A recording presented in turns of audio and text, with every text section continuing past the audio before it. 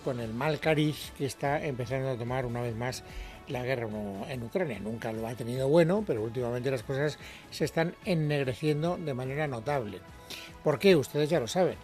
Porque Putin no solo no da síntomas aparentes de debilidad, sino todo lo contrario. Las cosas para Rusia estaban yendo mal. Ya sabíamos que Zelensky, es decir, Ucrania, había recuperado algunas de las zonas invadidas, que en el mundo internacional había países como China o como India que estaban mandando mensajes que hacían pensar que Putin se estaba quedando más solo de lo que estaba, no absolutamente solo, desde luego, y por lo tanto la situación era complicada para el presidente ruso. ¿Cómo iba a reaccionar? Esta es la gran pregunta que se hacían todos los expertos. Bueno, pues esta mañana hemos conocido un discurso de Putin en el que está clara cuál es su reacción. Va a pelear hasta el final y además va a pelear haciendo dos cosas que no estaban inicialmente previstas. Primero, como necesita más efectivos, porque la guerra le está yendo mal, anuncia una movilización de 300.000 reservistas. Es decir, no hace falta que les diga que Putin dice, si hacen falta más hombres, aquí tengo más hombres. Y esta movilización es solo el 1% de la movilización que yo puedo generar en un momento determinado. Y lo que es peor, ¿quieren ustedes que juguemos a la guerra? Pues que sepan, ha dicho Putin, que yo tengo armas de destrucción nuclear más potentes que Occidente. Quiero recordar a aquellos que se permiten tales declaraciones sobre Rusia que nuestro país también tiene una variedad de armas de destrucción y en algunas áreas incluso más modernas que las de los países de la OTAN. Y si la integridad territorial de nuestro país está amenazada, nosotros sin duda utilizaremos todos los medios a nuestro alcance para proteger a Rusia y a nuestro pueblo. Esto no es un engaño. Bueno, de este asunto vamos a tener que hablar con mucha tranquilidad. No quiero hacer ahora aquí una especie de aquí te pillo, aquí te mato, y por lo tanto a partir de las 4:30 tendremos la oportunidad de hablar con expertos que nos analicen bien lo que está ocurriendo. Pero lo que está ocurriendo tiene mucho calado no solo por lo que acabamos de escuchar en labios de Putin, sino por el impacto que está teniendo en su propio país. Les contaré dos anécdotas para que ustedes vean hasta qué punto esto va a provocar un antes y un después. La actividad más utilizada esta mañana por los rusos es buscar en internet billetes de avión para largarse de Rusia. La gente dice, a mí no me pillan. Yo si puedo me voy. Y se están yendo a mansalva, porque no quieren ir a la guerra. Una cosa es verla por televisión o verla en los periódicos o en los órganos de propaganda del señor Putin, y otra cosa es que te toque a ti o a tu hermano o a tu primo o a tu hijo o a tu padre. O sea, es decir, que esto ya cambia radicalmente el asunto. La segunda actividad, por cierto, más utilizada esta mañana en Rusia es buscar en internet cómo romperte una pierna o un brazo para que no te pueda movilizar. O sea, imagínense ustedes el grado de entusiasmo que hay en este momento dentro de las fronteras rusas. Pero como les digo, de esto hablaremos a partir de las 4:30 con detenimiento, y además tendremos la oportunidad de escuchar a expertos que nos saquen de dudas o que nos lo puedan aclarar mucho mejor. Lo que es triste es que con este panorama de fondo, las consecuencias de esa guerra no estén concitando, al menos en nuestro país, un interés común de los partidos que deberían, en mi opinión, llegar a acuerdos para hacer más llevadero el futuro de todos los ciudadanos españoles. Esta mañana ha habido sesión de control en el Congreso de los Diputados y ha servido fundamentalmente, es verdad que era una sesión de control descafeinada, porque no estaba Sánchez. Ya sabemos que Feijóo no está nunca, porque no es diputado de momento, pero es que tampoco estaba el presidente del gobierno porque está en Nueva York, está en Naciones Unidas. Y por lo tanto, pues ha habido otro tipo de debates, digamos, con miembros del gobierno, por supuesto, pero no con el presidente. Y en todo caso, lo que les decía, ha servido para evidenciar, para poner de manifiesto que no hay ninguna acercamiento de posturas entre el Partido Socialista y el Partido Popular. Se ha hablado, por ejemplo, de energía, que es uno de los asuntos concretos que tienen directamente que ver con la crisis derivada de la guerra en Rusia. Los protagonistas, por parte del PP, Guillermo Mariscal, y por parte del Gobierno, la propia ministra del ramo, Teresa Rivera. ¿De qué ha servido? Ha servido solo, en mi opinión, juzguen ustedes, para constatar lo lejos que están unos de otros de buscar soluciones mancomunadas. Anunció que se reduciría el precio de la energía en un 40%. Ya estamos en el 13%. Pero con la incorporación paulatina de los contratos a largo plazo, para pagar ese recargo, más de 20 millones de consumidores que se unen a los 9 millones que tiene el contrato regulado, la rebaja total, ¿cuál va a ser? Señora Rivera, ¿nos lo puede decir hoy, por favor? España tiene el precio de la tarifa regulada más cara de Europa. Solo entre agosto del 2021 y agosto del 2022 ha crecido el precio de la energía eléctrica en un 60%, señora Rivera. Mire, ¿va a adaptar su política energética por fin a las decisiones de la Unión Europea? Este Gobierno no solamente respeta y trabaja por el cumplimiento de las decisiones de la Unión Europea, sino que contribuye a identificar de manera temprana y a insistir en la necesidad de que desde Europa también se dé respuesta. Ese mecanismo ibérico que nos ha permitido una reducción con relación a lo que hubiera podido ocurrir en su ausencia, de alrededor del 20% de nuestras facturas, se ha visto complementado por el conjunto de medidas que venimos tomando de manera adelantada en este país. Por tanto, nuestros consumidores están pagando entre un 20 y un 30% menos de lo que pagarían en ausencia de las medidas adoptadas por este Gobierno y en contra del criterio del Partido Popular. ¿Por qué no extiende la rebaja del IVA para todo el invierno? ¿Por qué no lo hace?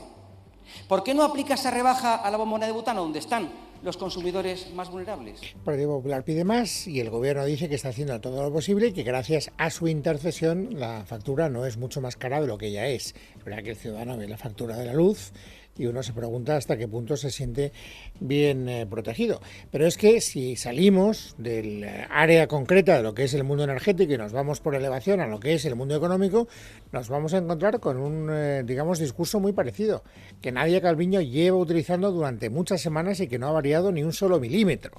Y es, oiga, el Gobierno no solo está haciendo todo lo que puede, sino que además todo lo que puede está siendo muy razonable y muy saludable para la situación económica de nuestro país.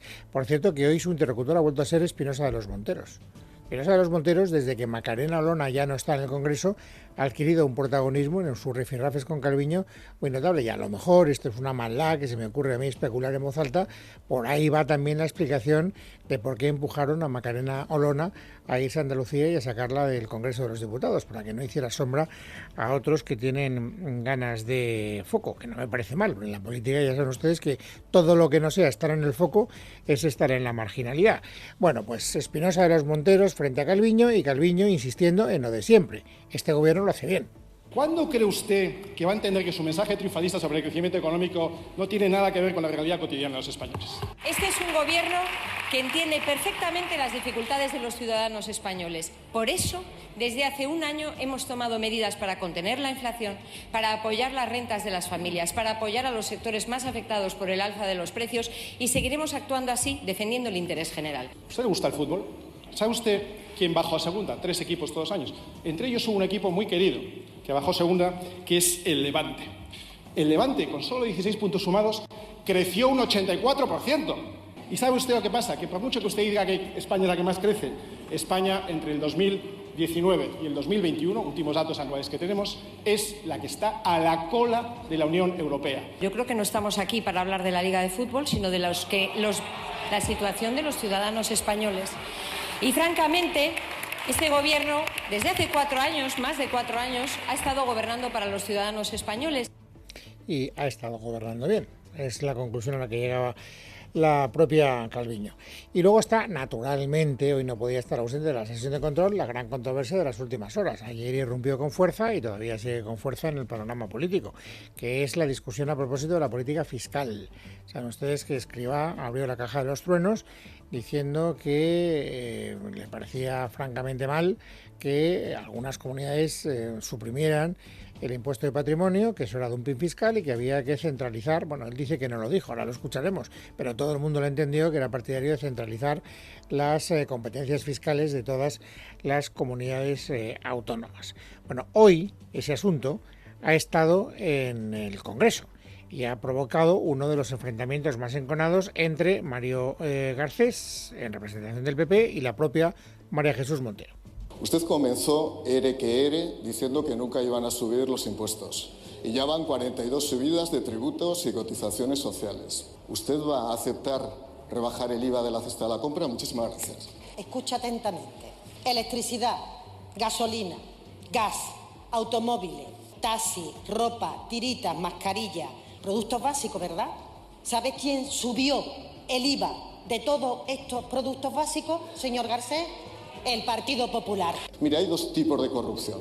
La corrupción material, ere que ere, y usted la conoce bien, y la corrupción ideológica. Ustedes son un granero de contradicciones. Ustedes en el día de ayer protagonizaron nuevamente la expresión de cuál es el modelo fiscal del Partido Popular, díganlo, sin ningún tipo de pudor.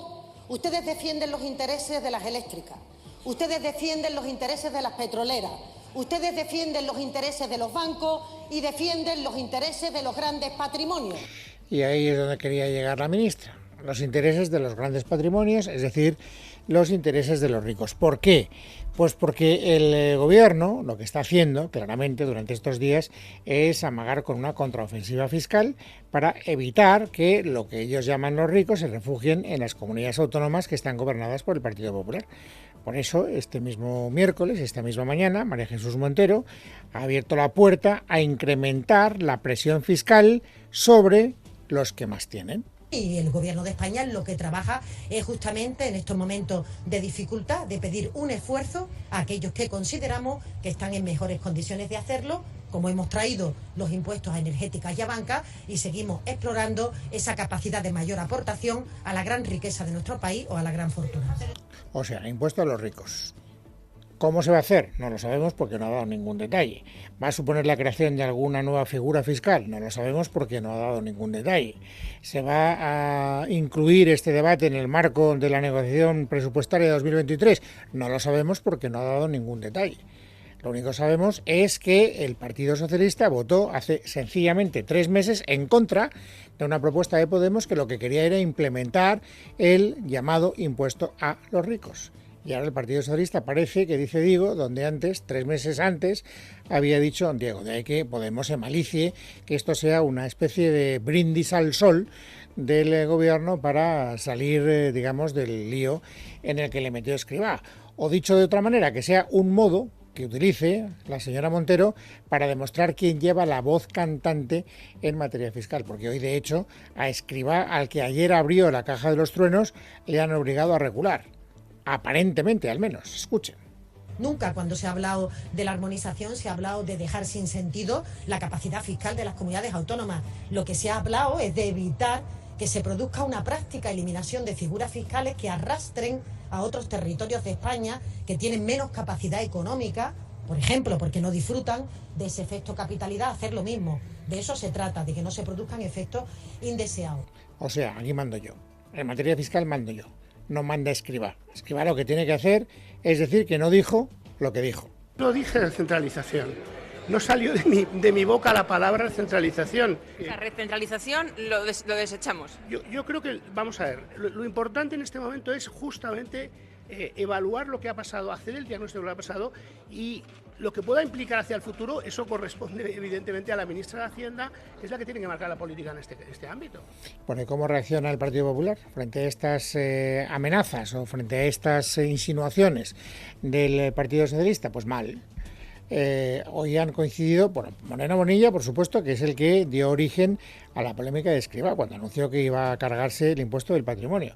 Hoy ha respondido de una manera muy enérgica y ha hecho una advertencia. Oiga, yo tengo mis derechos y pienso ejercerlos hasta las últimas consecuencias. Y desde luego advierto desde aquí al Gobierno de España si tiene la tentación de ingerir en la autonomía fiscal de Andalucía. Si desde luego el Gobierno de España hace cualquier maniobra para restar autonomía en el ámbito de nuestras competencias y por tanto que nosotros no podamos bajar los impuestos o nos quieran obligar a subirle los impuestos a los andaluces, tendrán una contundente...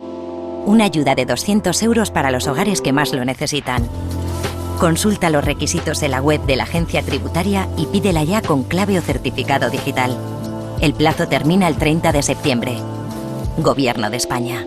De respuesta judicial por parte del Gobierno de Andalucía. Y naturalmente la presidenta de Madrid, Isabel Díaz Ayuso, que fue precursora de acabar con el impuesto del patrimonio, que ya hizo antes que Moreno Bonilla lo que Moreno Bonilla ha dicho que va a hacer, más de lo mismo. Yo emprenderé todas las acciones que hagan falta si me veo obligada a defender la autonomía fiscal de Madrid, porque es un sinsentido que las comunidades autónomas que estamos creando empleo y que somos motor, como ven los socialistas que estamos funcionando, ahora deciden echar marcha atrás para cambiar las reglas del juego. Hombre, no. tomen nota de aquellas cuestiones que funcionan y vayamos todos por el mismo camino. Así que no sé en qué acabará, pero desde luego no precisamente en ningún tipo de acuerdo. Esta guerra, además, no afecta solo al gobierno central, el gobierno del señor Sánchez, con los gobiernos autonómicos del Partido Popular. Esta guerra ha llegado a Cataluña y ha llegado además de una manera muy notable, porque en Cataluña están enfadadísimos con el Partido Popular. Saben ustedes que Moreno Bonilla lo que dijo es: oiga, señores que quieran tener un mejor trato fiscal, trasládense a Andalucía, que aquí no pagarán impuesto de patrimonio. Y naturalmente al consejero de Economía del gobierno catalán eso le ha sentado a cuerno quemado, y hoy ha dicho del mal que tienen que morir casi todos los andaluces. Esmeralda Ruiz.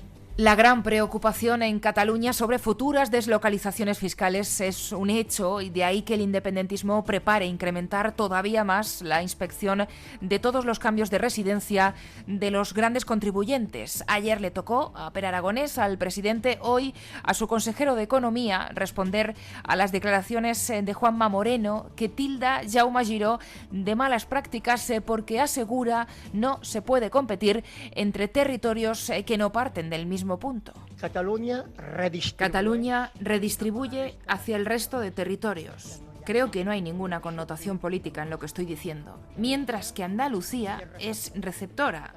Cataluña redistribuye. Juzguen ustedes mismos si tiene sentido que una comunidad receptora se dedique a rebajar impuestos y hacer competencia fiscal agresiva. Con un déficit fiscal, insisten en Sant Jaume, de más de 20.000 millones de euros, lo que tampoco ha gustado al separatismo es ese otro anuncio adelantado por el diario El Español de que 2 años después de su aprobación, Andalucía va a abrir una sede de la Junta en Cataluña para captar inversiones. De ahí que Giró cuestione una actuación que asegura ellos no repetirían.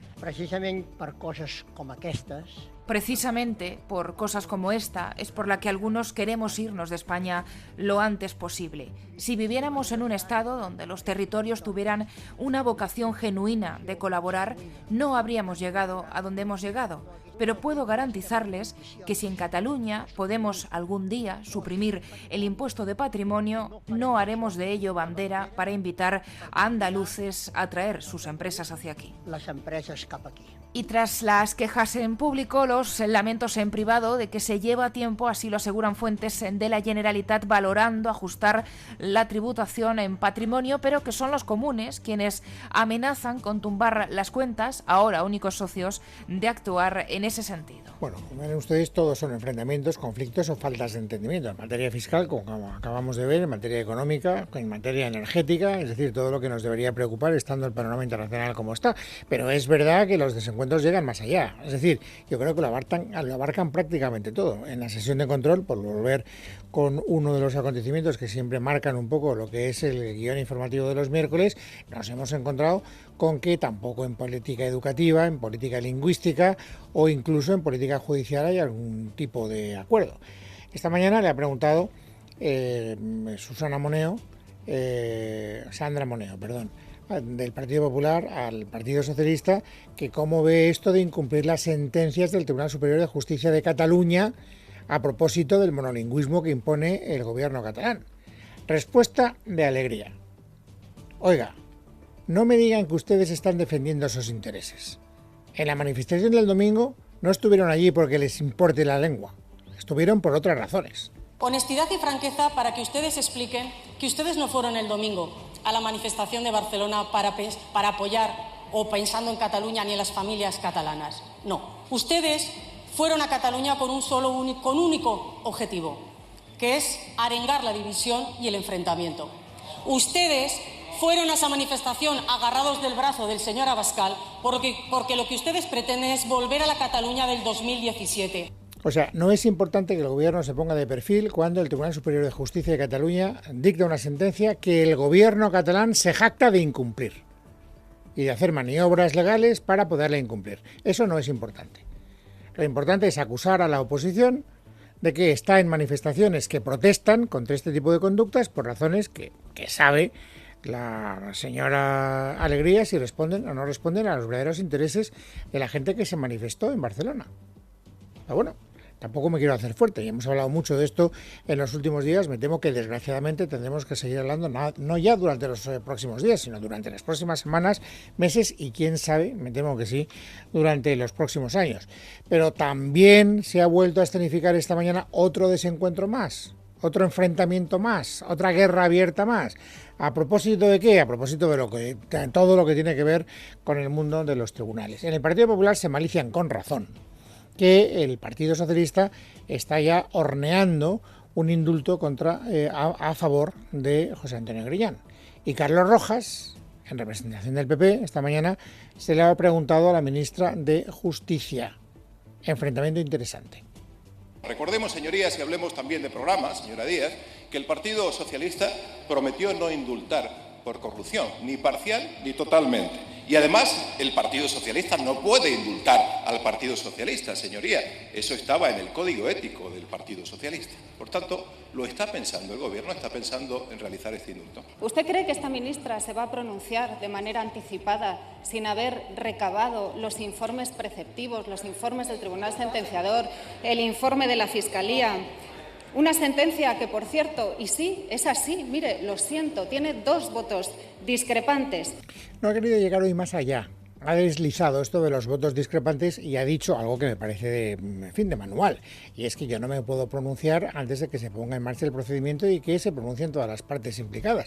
Pero es que ayer en el Senado no se paró solo en el hecho de que había 2 sentencias discrepantes. Empezó a preparar un argumentario, conviene recordarlo, que nos lleva a pensar con fundamento que el Gobierno está ya viendo cómo justifica un indulto cuando éste se produzca.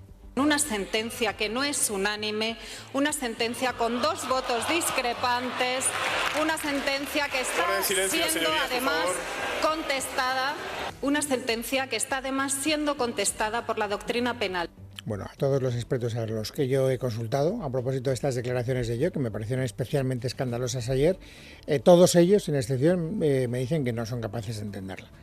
Es decir, ¿qué pasa? ¿Que una sentencia, porque tenga votos discrepantes, es menos firme o tiene menos garantías jurídicas? Es una cosa que nadie entiende, pero bueno, el Gobierno está empezando a sentar una doctrina peligrosa que yo creo que va claramente orientada a poder justificar cuando se produzcan los indultos a favor de José Antonio Griñán. Pero bueno, ya que hablamos de justicia y por acabar con un capítulo que tiene mucho que ver con la información del día, hoy ha habido una nueva reunión de los vocales del Consejo General del Poder Judicial que teóricamente se tendrían que poner de acuerdo para nombrar a 2 magistrados del Tribunal Constitucional.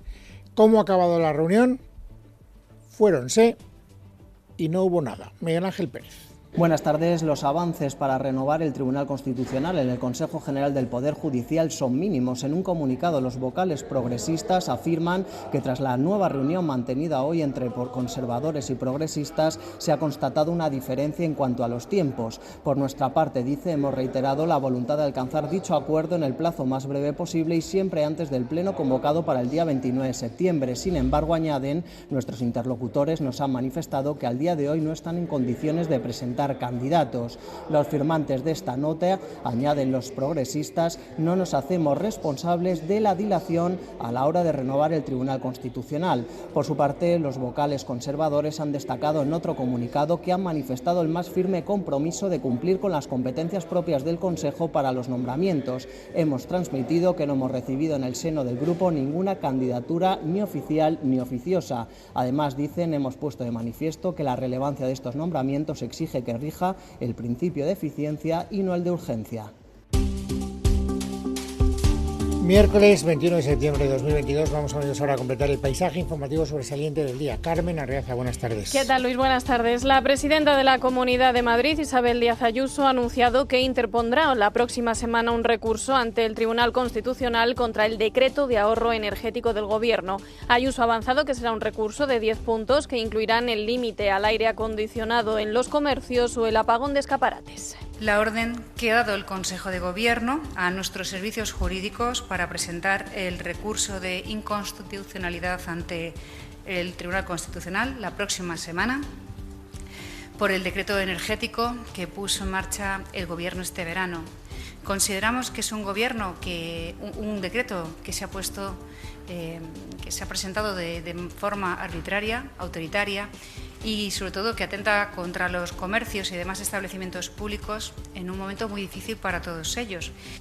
De vuelta al Congreso, la vicepresidenta de Asuntos Económicos, Nadia Calviño, ha defendido este miércoles la idoneidad del marido de la vicepresidenta tercera, Teresa Rivera, para ser consejero de la Comisión Nacional del Mercado de Valores, algo que ha sido reprochado al Gobierno en la sesión de control por el portavoz del PP, Jaime de Olano. La ley del alto cargo incluye a los vocales de la Comisión Nacional del Mercado de Valores como altos cargos y establece la obligación de evitar que sus intereses personales puedan influir indebidamente en el ejercicio de sus funciones cuando la decisión que vayan a adoptar pueda afectar a los intereses de sus familiares, incluyendo los de su cónyuge. Considera que en el caso del señor Bacigalupo no existe conflicto de intereses pese a ser el marido de la vicepresidenta Rivera, la cual toma a diario decisiones sobre empresas sometidas al control de la CNMV. No me extraña, señor Olano, que tenga usted que leer. Qué papelón le ha tocado, ¿no? Tener que hacer una pregunta que da tanta vergüenza. Que lance usted dudas y trate de cuestionar el prestigio profesional de una persona que es absolutamente idónea para este y muchos otros puestos, que ha demostrado su valía y que está sirviendo con lealtad a nuestro país. También en la Cámara Baja, el ministro del Interior, Fernando Grande Marlaska, ha defendido la actuación de la policía española en la valla de Melilla el pasado 24 de junio, cuando murieron al menos 23 inmigrantes. Ricardo González Mangas. Comparecencia del ministro del Interior en el Congreso de los Diputados. Comenzaba dando el pésame a las víctimas, pero en ningún momento ha expresado la cifra exacta de inmigrantes fallecidos. Grande Marlaska ha defendido la actuación de las fuerzas y cuerpos de seguridad del Estado. La actuación de la Guardia Civil con el apoyo de la Policía Nacional logra reducir la actitud violenta de los asaltantes mediante el empleo oportuno y proporcionado del material a su disposición. La oposición acusa al ministro de opacidad. El PP insta al Gobierno a publicar las imágenes captadas por las cámaras de seguridad. Los de Podemos más tranquilos, aunque piden que se diriman responsabilidades. Enrique Santiago, Unidas Podemos, Ana Vázquez, PP. Investigar lo ocurrido, en su caso exigir responsabilidades y, sobre todo, tomar medidas para que nunca más vuelva a ocurrir algo así. Demandamos que se esclarezcan las circunstancias que han llevado a este trágico desenlace. De momento, le exigimos responsabilidades políticas, transparencia y la verdad. Así las cosas, según los cálculos del catastro dependiente del Ministerio de Hacienda, aseguran que la tragedia ocurrió en suelo español, algo que desmienten desde Interior. Sepan además que Marruecos ha impedido la entrada desde Melilla a 2 eurodiputados españoles que investigan el asalto a la valla. Gracias, Ricardo. Cambiamos de asunto. La Inspección de Trabajo ha multado a la empresa de delivery Globo con una sanción de 78,9 millones de euros por tener contratados a repartidores como falsos autónomos en Barcelona y en Valencia. Trabajo considera que debía haberlos incorporado a la plantilla, como señalaba también la ministra del ramo, Yolanda Díaz. Son 2 vías de actuación gravísimas. Insisto, vulneración de derechos fundamentales a los trabajadores y, en segundo lugar, obstrucción a la labor de la Inspección de Trabajo. Por esta razón, se ha actuado contra esta empresa, regularizando a más de 10.600 trabajadores y trabajadoras, y el importe de la multa y de las sanciones, como ven, es muy elevado, llegando casi a los 79 millones de euros. Y Unidas Podemos ha acordado con el Partido Socialista votar a favor de la llamada Ley de Áreas de Equidad Sanitaria, que se va a debatir mañana jueves en el Congreso. Eso sí, ambos grupos parlamentarios han negociado abordar posibles modificaciones durante la tramitación, como ha explicado hoy el portavoz morado Pablo Echenique. Pasamos la negociación al trámite parlamentario con el compromiso de hablar de todos estos temas que nos preocupan y poder pactar modificaciones a la ley. Y hace media hora, a las 4 de la tarde, ha arrancado el Consejo Interterritorial de Salud, donde comunidades como Madrid y Castilla y León le van a pedir al Ministerio de Sanidad abrir el debate sobre el fin de la obligación de llevar mascarilla en el transporte público, una medida que sigue generando controversia en la calle. No sé hasta qué punto pueda tener sentido, porque al final vamos por la calle y nos metemos en cualquier sitio sin mascarilla. No me molesta llevármela, pero no tiene muchísimo sentido llevarla ahora. Pero es verdad que es uno de los sitios donde más se junta la gente. Que hoy día igual es un poco inútil porque ya en bares y etcétera nos juntamos sin mascarillas. Sí, también hay mucha gente que ni siquiera la compra, que se le olvida y que pasa un poco ya de ese tema y de ser tan estrictos con la mascarilla. Me parece perfecto, porque todavía no se ha acabado con la pandemia. A mí me parece perfecto que sigan con la mascarilla por lo menos un tiempo más. En casa de Herrero. Es Radio. Una ayuda de 200 euros para los hogares que más lo necesitan. Consulta los requisitos de la web de la Agencia Tributaria y pídela ya con clave o certificado digital. El plazo termina el 30 de septiembre. Gobierno de España.